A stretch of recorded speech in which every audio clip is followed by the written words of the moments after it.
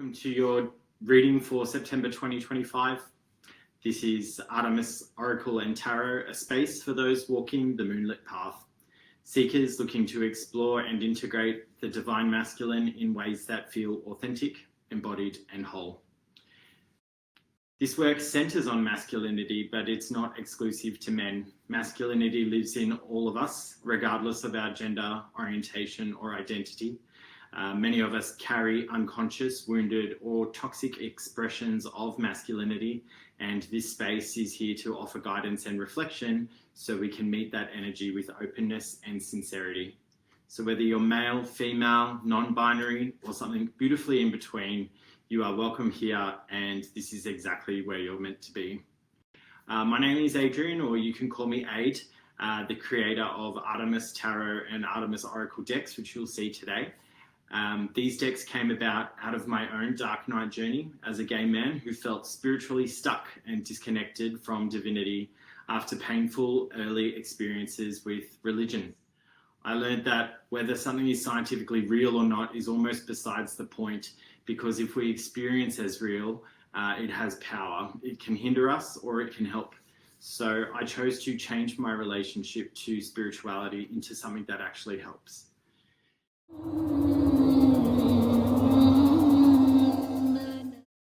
Hi Libra, and welcome to your monthly reading for September. I hope that this reading finds you well. What we'll be doing today is just a short Oracle 3-card spread followed by a slightly longer tarot spread. So the 3-card spread for the Oracle cards will follow the traditional past, current and future format, and then I'll tell you a little bit about the tarot spread that we'll be using a little bit closer to when that part kicks off. But for now, sit back and relax and enjoy. Actually, it's a good time to just light some incense.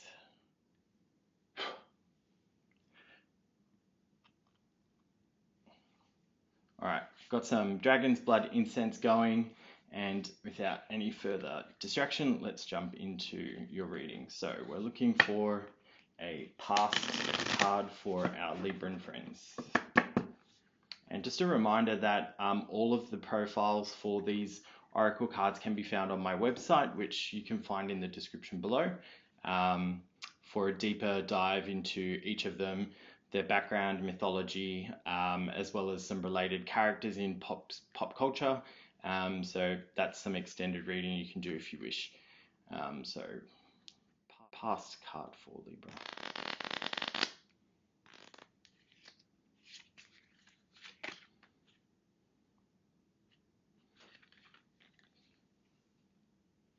You've pulled the Uriel card here.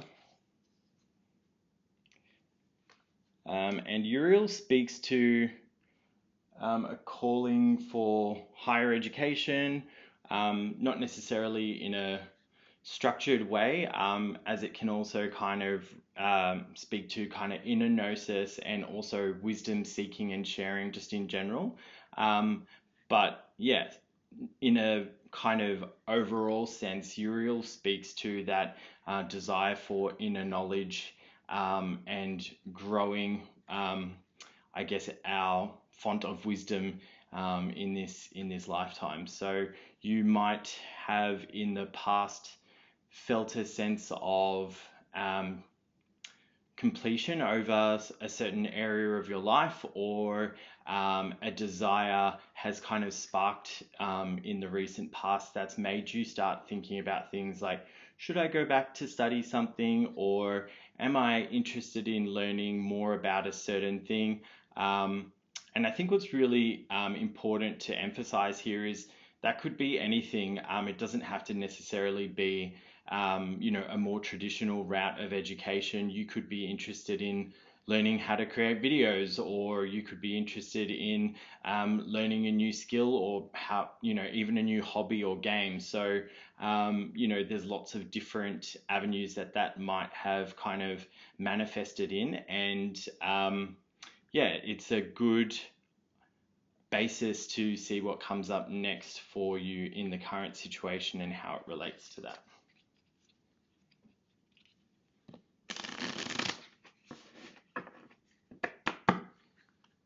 So we're looking for a current situation card for Libra.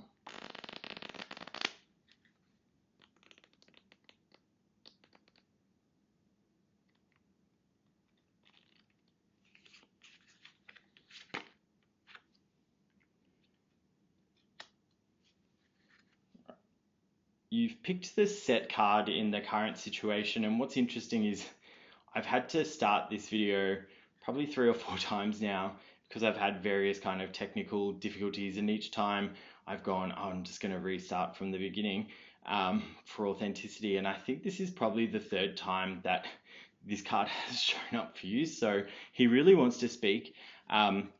Set speaks to like necessary chaos and fierce protection, and also boundary breaking when appropriate, especially as it relates to like if you need to break established rules or boundaries that might relate to things, people, places that are outside of you in order to protect your own sense of personal safety or integrity or sovereignty, then like Set absolutely advocates for that. We should not, within reason, repress, suppress, or deny our own needs or requirements in order to satisfy the needs of requirements of others, especially if that means like trying to hide or dismiss a part of ourselves that is authentic and valuable. And so a great example of this might be feeling as though we need to repress aspects of our sexuality or gender in order to feel accepted at work, or to be able to be tolerated at work. If the baseline is tolerance and you need to hide a crucial aspect of yourself in order to just merely be tolerated, this is something that Set urges you to push back against and make the right decisions for you, obviously, but whether that's raising the concern, whether that's taking steps to remove yourself from the situation, or whether that's coming to some other solution that doesn't require you to hide who you are on a daily basis. That's what Set's all about.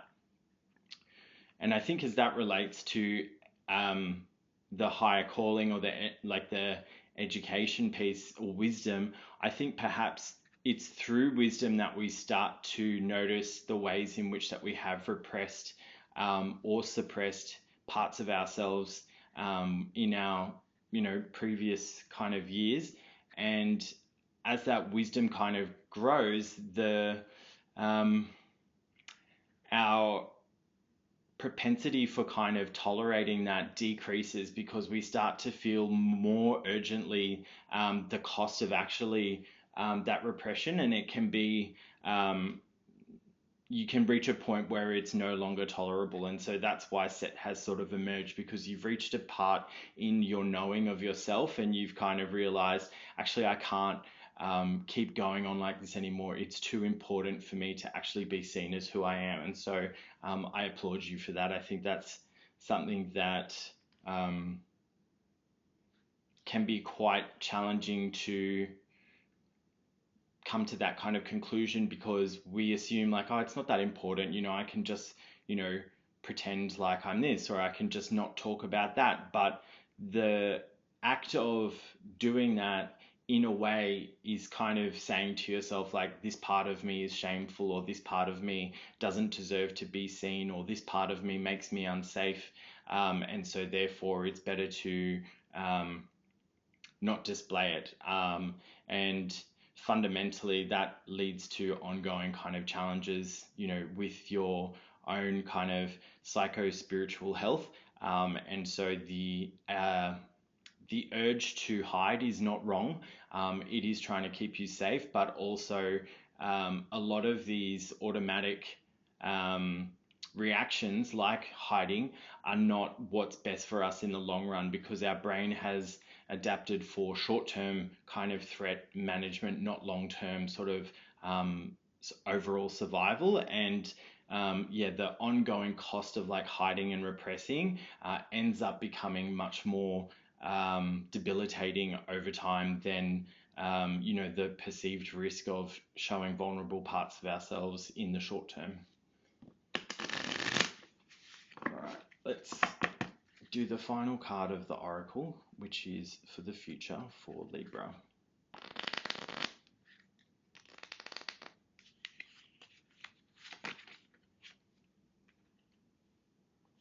Okay, you've pulled the Icarus card here, and I'm sure many of you know the story of Icarus, so I won't labor on it. But essentially, the card of Icarus speaks to both the ability to present as fearless and ambitious and inspired, but it also carries that warning of being too foolhardy or overly confident in one's own abilities, which can lead to challenges, or in the worst cases, it can lead to pretty risky things. It's really important that we are confident and that we are inspiring and ambitious, but that we always retain that feedback loop that, is that critical part of our mind, which when we don't let it run out of control is really useful in terms of asking us the questions, do I know what I'm doing here? Are there other things that I should look at or know more about before trying? Are there other people that I can speak to about this before I give it a go? And again, this links back to the Uriel card. You've built a bunch of wisdom. You have developed the confidence to start breaking rules where it makes sense. And I think rules are meant to be broken. That's one of my personal mottos. That's where the best art and, most innovative ideas comes from, is when you intimately understand the nature of a system, and then you start looking at where you might tweak or break or bend the various components of that structure. Icarus is kind of saying like, yeah, absolutely bend the rules where you need to, but never forget like why the rules exist, because that's where problems start to arise, is when people forget that's the rules do serve a functional basis within the system, and if you start hacking at them all left, right, and center, then you start to open yourself up to additional risk. So I think that's the through line in terms of the overall message for you. It's about that wisdom, and then when you get to a point of expertise, then allowing yourself to not be bound by structures or tradition, but also to never forget where they originated from and why they exist, so that you remain grounded whilst at the same time open up further space to grow and change. So that's the oracles. Now we'll jump into the tarot portion of the spread, which is using a tarot spread that I designed myself. I channeled it following some shadow work that I did earlier in the year, and it's called the Healed Heart spread. And it actually follows the star format of the lesser banishing ritual of the pentagram, which sounds all occult and spooky. And it's from like ritual magic, esoteric kind of tradition. But it's also just, I found, a really useful tool in terms of sort of like being with your body and understanding like how the elements can kind of sit within our body energetically, and how that can over time sort of build up to frustration, or being overly emotive, or being under emotive. And so I personally found the structure of it, which I'll run through when we pull the actual cards, really helpful in terms of kind of doing a daily reset, getting rid of the stuff that we don't want, so that we start from a blank slate each day. So the way that I select cards for readings is to typically use a pendulum. So I'm going to do that again today. And I think we're going to use the quartz pendulum, which, quartz is known for focus, intent, and clarity. So I think, given, sort of what we've discussed through already, it seems like the good choice for that. So we're looking for anti-clockwise circles. That looks like it could be it.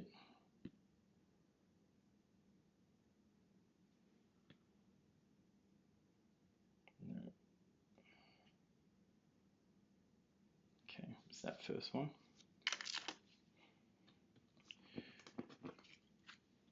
So the Healed Heart spread is 6 cards in the shape of a 5-pointed star with one in the center, and I will take you through each of the positions, which element they correspond with, and then also the meaning that is attached to that particular space or that particular position. So I'm just splitting those remaining cards into 3 piles of 6, and we'll use the pendulum one last time to help us select which cards want to speak today.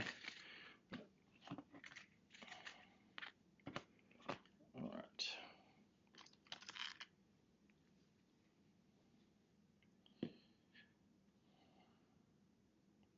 Which cards want to speak to Libra?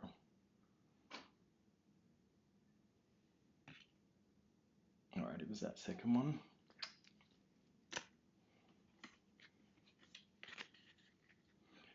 All right, so as I lay the cards out now, I'll tell you about the positions and the various meanings. So in the bottom left, we have the Earth card, and its position signifies what's supporting or challenging you right now.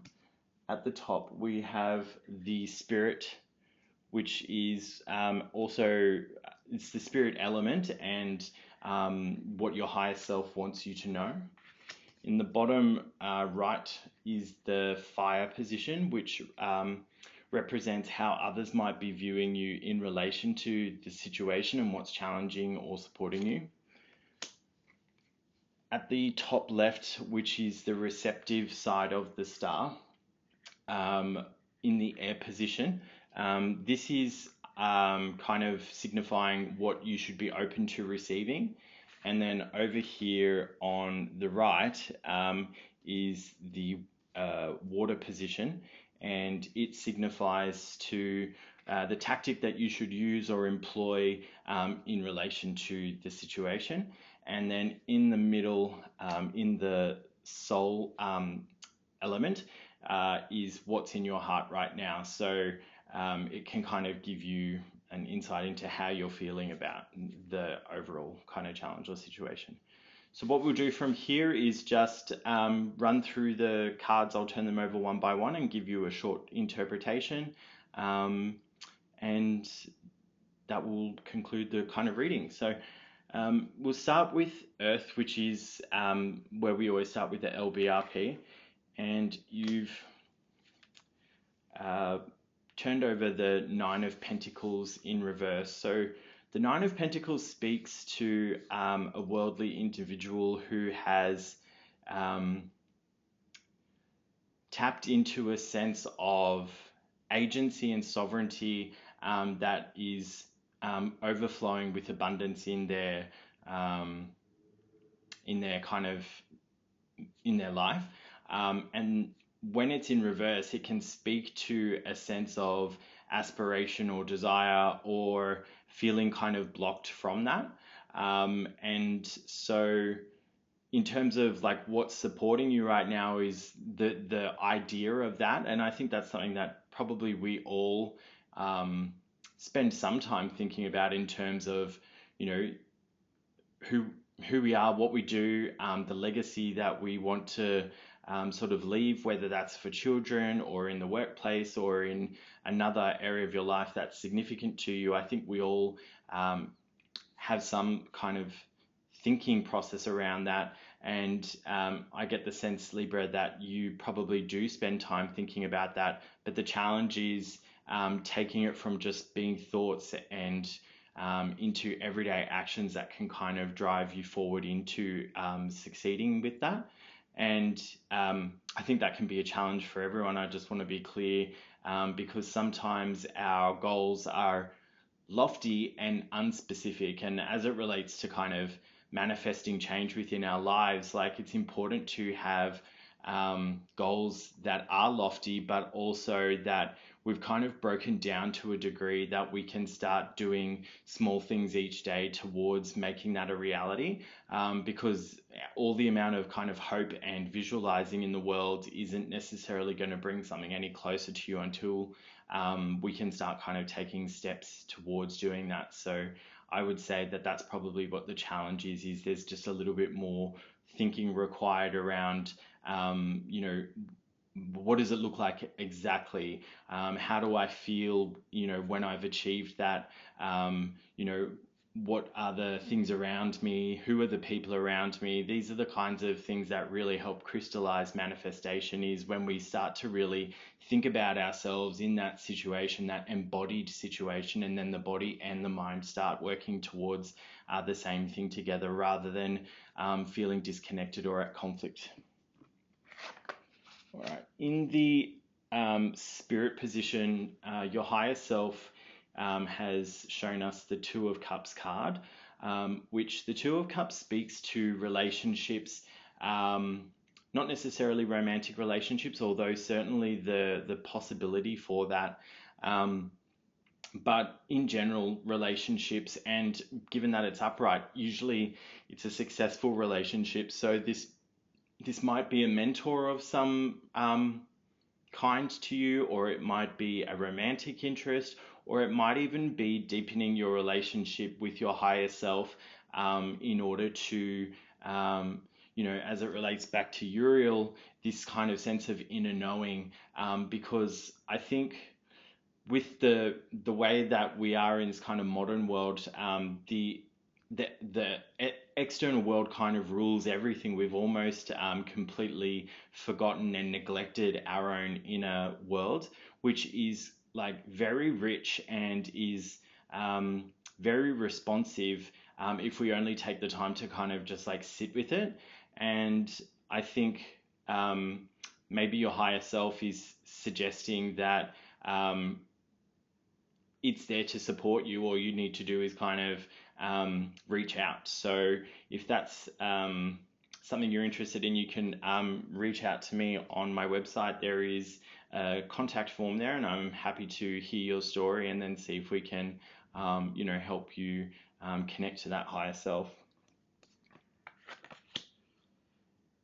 In the fire position, down the bottom right, we've got the Queen of Wands, and the Queen of Wands is also the Queen of Fire. So to see her in reverse in the fire position kind of suggests to me exactly what the first two cards have been alluding to, which is that your mental picture is correct, and then the disconnect between the body, which provides the fire or the fuel to make the manifestation, is out of sync with kind of like the mental part. So the Queen of Wands, when reversed, is kind of perhaps emotionally disconnected, or I guess a bit disassociated, but you know, still certainly a very powerful figure, and one that can be worked with to kind of do some inner child healing work with, in order to kind of reclaim that sense of sovereignty, and that will come about by sort of reconnecting with that higher self. Or, you know, if it is an external person to you, it could be a mentor or a teacher or someone who helps you to identify like what is the wounded part and how might you go about kind of working with it. And therapy is also a great option in terms of like a successful kind of relationship that can help us deepen our relationship to ourselves. So yeah, highly encourage that as well if it's something that you're not already doing.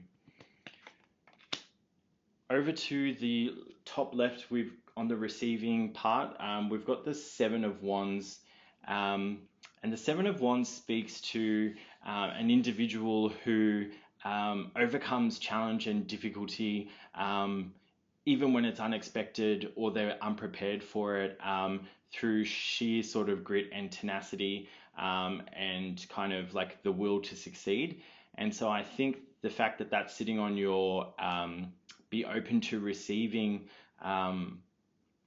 kind of part of the spread here, I would suggest means that Spirit is kind of saying you already have this quality within you. You've used this quality in the past, and so don't be afraid of opening up to this quality again, because it will serve you well. So I think that that's what's coming through on that side for you. It'll be interesting to see what's on the active side here. Yeah, so on the active side, we've got the Five of Swords, which can speak to sort of like winning in conflicts or battles that at the end of the day you kind of sit back from it and go, oh, was that really worth the trouble? Or I don't, now after doing all of that, I'm not even really sure that, it's something that I wanted after all. And the fact that it's in reverse suggests like the inverse of that. So it's almost kind of saying lay down your weapons and rather tap back into that open receptivity state of resilience and I guess inner knowing, which will serve you far better in terms of identifying like which battles are the ones that you actually want to engage in and which ones are just actually not even worth your time. Because sometimes we can become, if we have like a history where, we've had to defend ourselves, or feel as though like society has marginalized our community or our gender or our sexuality, then we can develop an almost adversarial stance to every single person that we come across. And although that is understandable, it also, at the end of the day, it only harms us if we start to kind of view everyone as a perceived threat before they've even had the chance to kind of express who they are to us.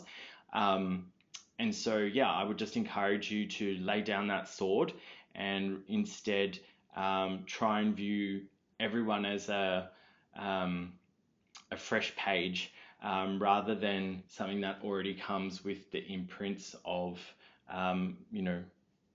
past history and how that's, whatever impact that may have had on you. Oh, wow. What's in your heart right now? The Magician. This is, personally, it's my favorite card in the entire deck because this speaks to agency, sovereignty, and our own ability to make from the world whatever it is that we want in our hearts and minds. And it goes right back to all of these cards. The Magician is powerful because in his mind he has a clear picture of what it is that he wants to create, and in his heart it burns with the fire of passion of wanting to bring that thing into the world. And when those two things are in alignment, there is very little that can actually stop us from bringing that into the world. And I think, when we look at the world around us with all of the incredible technology, rovers on Mars, AI, all of this kind of stuff, it only exists because sometime, somewhere, someone had the idea of it and then was like passionate enough to like start driving it and building a collective where others have gone, yeah, that sounds like a good idea. I want to be part of that. And then the next thing you know, like we have computers that we can talk with. We have, remote control cars that we zoom around on other planets. So you are the magician. You've got that power in you. And I know that you can make it happen. So that's the end of the reading for you today, Libra. I hope that you enjoyed it, and I will see you back here in a month.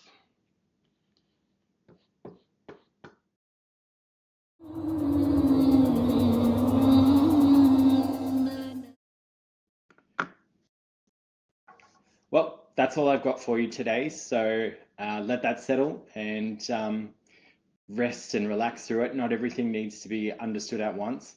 All of the cards that were used today, the Artemis Tarot and Artemis Oracle cards, were designed and created by me. You can find them on my website at www.artemispalimpsest.com. That link's below in the description. And on the site, you can explore the 44 divine masculine archetype profiles that comprise the deck, as well as find links to buy them. So do inquire about a one-on-one personal reading if you'd like to go deeper. And also keep an eye out for videos starting this week. I'll be doing one deep dive archetype video each week where I'll explore the symbolism, art, and creative process behind developing these. If this reading resonated, please like, comment, subscribe, or share it with someone who might need it. It really helps this work find the people it's meant to serve. This is Artemis, Oracle and Tarot. Divine what can't be seen by day, and behold with new perspective that which stalked in the night. I will see you back here next month.